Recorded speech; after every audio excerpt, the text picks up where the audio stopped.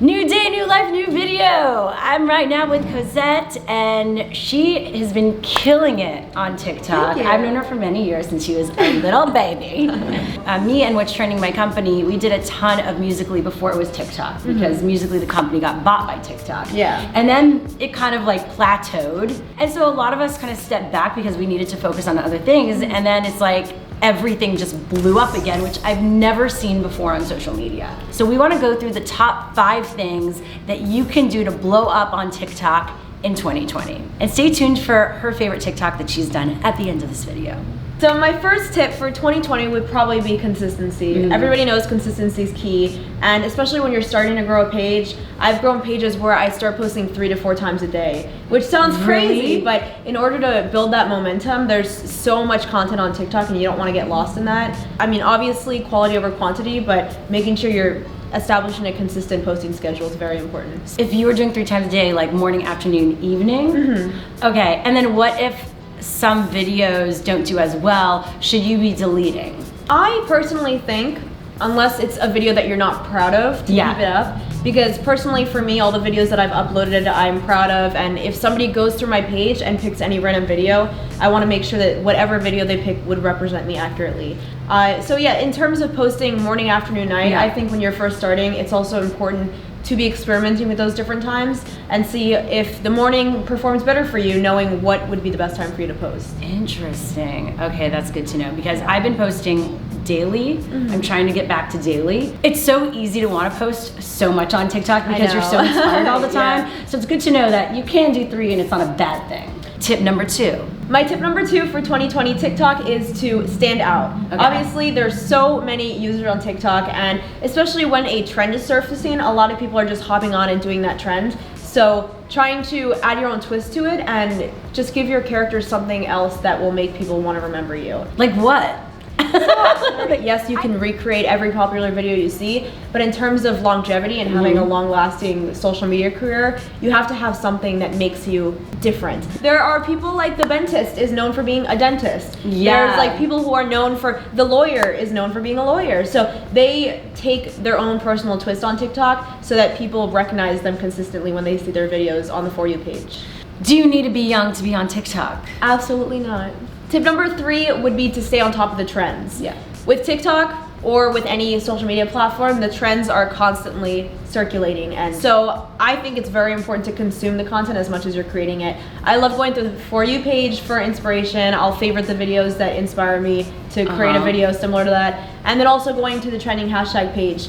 On the trending hashtag page, you'll see at the top what the trending hashtags are for that day, and they're constantly changing. So trying to find your own twist to that trend, trying to hop onto those challenges while they're popular, because if your video performs well and you have that hashtag on it, then it'll also rise to the top of that page. Okay, so how do you choose what hashtags to use or what to put in the caption? In general, I like to keep my captions as simple as possible. I don't do any more than 3 hashtags.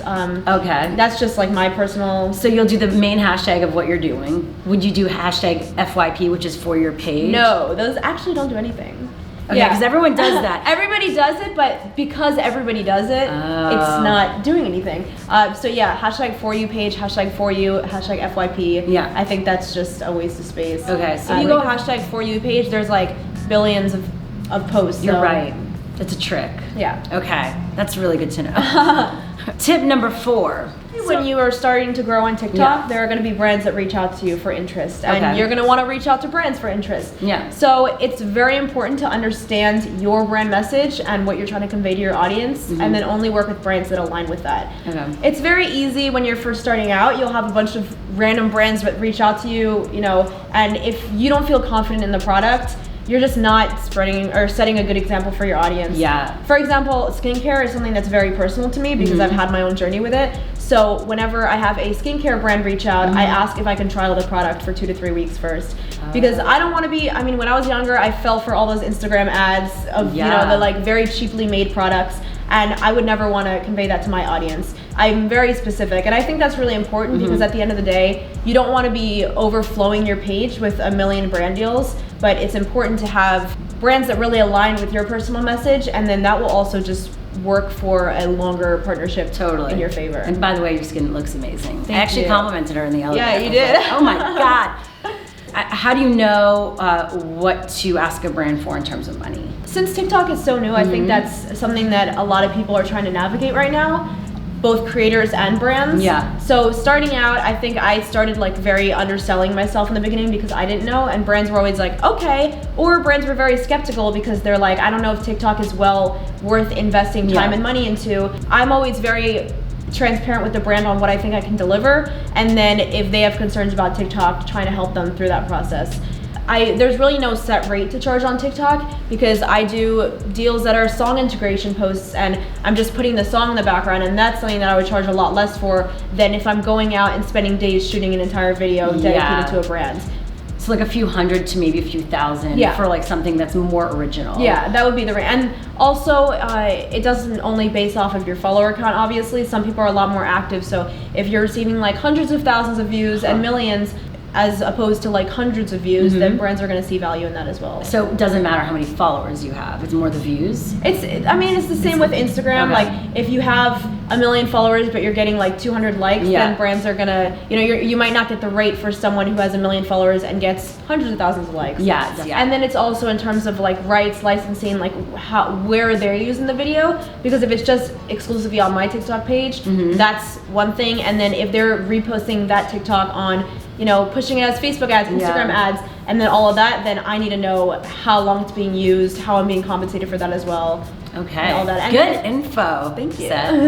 And finally, wait, oh my God, did we go 5, 4, 3, 2, 1, or are we 1, 2? We would do 1, 2, 3. And finally, the last tip to blow up on TikTok in 2020, what is it? Yes, my last tip would be to engage with your audience as much as possible. Everybody who has some type of social media platform knows that their audience and their fans are the reason they are where they are, and I really like to tap into that as much as possible. So different ways to engage with your audience on TikTok include going live as much as possible. Not something that everybody can do, but I think that definitely helps. Replying back to comments. When you post a video, look at that video and shout out the people who are there right away commenting. And then also building a relationship with your audience off platform. So on Instagram, whether it's like Instagram DMs or whatever that might be. Oh. Okay. Yeah, so in the beginning, I still remember the exact names of the people who were some of my first followers on every single live stream. And now I have like, a bigger amount of people watching me, and I still will recognize those faces right away. So I like to follow people who really support me on TikTok so that on live stream, their name will be highlighted in orange and I can see right away and shout them out. And I think that's just like in terms of longevity, like I was speaking to before, it helps people feel more of a connection to you, so they'd want to support you more in the long run. And also, I'm so grateful for everything that they've given me. So it's not like I'm doing it as like a marketing ploy, like, oh, if I'm nice to them, they'll be nice back to me. But I just want to do it to show how much I appreciate it, because at the end of the day, that is why you are where you are. Definitely.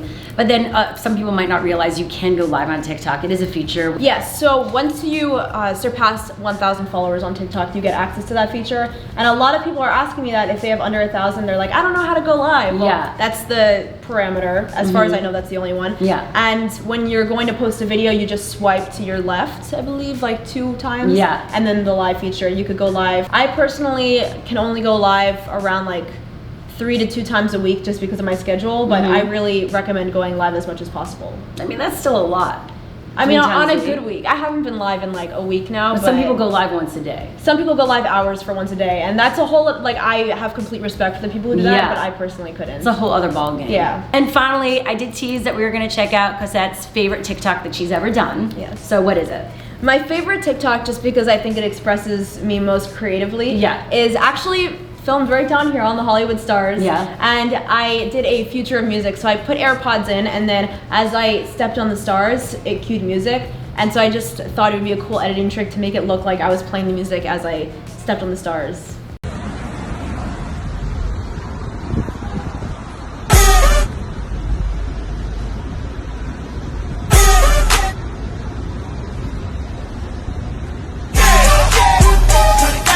Yes, so Gabe, my boyfriend, helps me with a lot of it. He's also a creator, so that helps a lot. I think it helps whether it's like a significant other or a best friend to have someone around that can help, because as much as you can set up on a tripod, having someone to help you with the videos and bounce ideas off of them always helps. Well, there you go. Those are your top 5 tips to blow up on TikTok in 2020. Best of luck. I know you can do it. Just be consistent, be authentic, be you, and make it happen if this is something that you want to do. And have fun, finally. Yeah. Thank you, Cosette. Thank you. Follow her on TikTok and everywhere on social media right here, and I'm at Cheryl Lazar. Subscribe for more weekly videos because I am gonna be doing weekly videos right here. I'll see you soon. Bye.